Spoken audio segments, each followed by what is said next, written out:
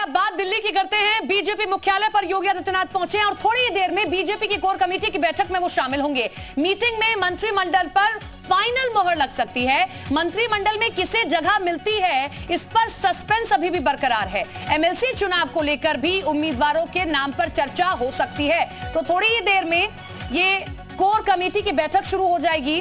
प्रचंड बहुमत के बाद अब सवाल है कि मंत्रिमंडल में कौन इन होगा, कौन आउट होगा। और सबसे बड़ी बात, इस बैठक में दिनेश शर्मा और केशव प्रसाद मौर्य भी शामिल होंगे।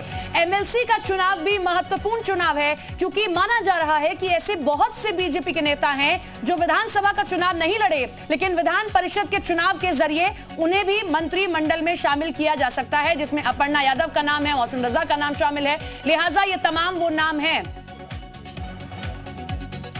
तो बीजेपी मुख्यालय पहुंचे सीएम योगी आदित्यनाथ। लगातार मंत्रिमंडल को लेकर सिपा सलाह कौन होंगे योगी आदित्यनाथ के, इसको लेकर मंथन जारी है। तो हमारे साथ हमारे सहयोगी जुड़ेंगे जब्बार, उनका रुख करते हैं और उनसे जानकारी लेते हैं। जब्बार का रुख करेंगे, लेकिन पवन हमारे साथ में बने हुए हैं। पवन, देखिए लगातार मंथन चल रहा है। एक बार फिर से योगी आदित्यनाथ दिल्ली पहुंचे, दिल्ली मुख्यालय पहुंचे, और यह महत्वपूर्ण बैठक इसलिए भी है, एमएलसी को लेकर भी अब इस पर चर्चा होनी है। केशव प्रसाद मौर्य, दिनेश शर्मा भी शामिल होंगे। क्या आपको जानकारी मिल पा रही है? बिल्कुल, थोड़ी देर पहले ही उत्तर प्रदेश सदन से बाहर निकले हैं मुख्यमंत्री योगी आदित्यनाथ, और उनकी गाड़ी में पूर्व डिप्टी सीएम दिनेश शर्मा और साथ साथ प्रदेश अध्यक्ष स्वतंत्र देव सिंह भी मौजूद थे।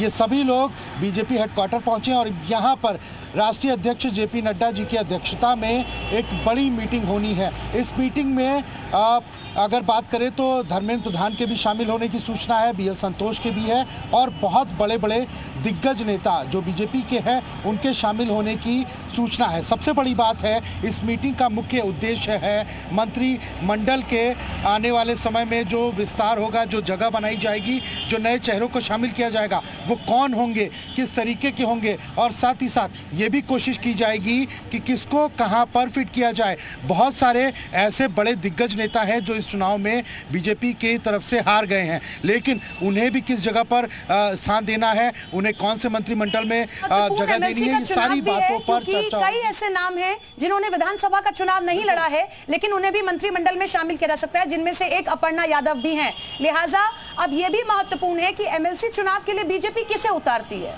इस पर भी महामंथन है। बिल्कुल ठीक है आपने। देखिए, महामंथन जब जारी होगा तो एमएलसी चुनाव को लेकर भी होगा, और सबसे बड़ी बात है, एक छोटी सी समीक्षा भी होगी।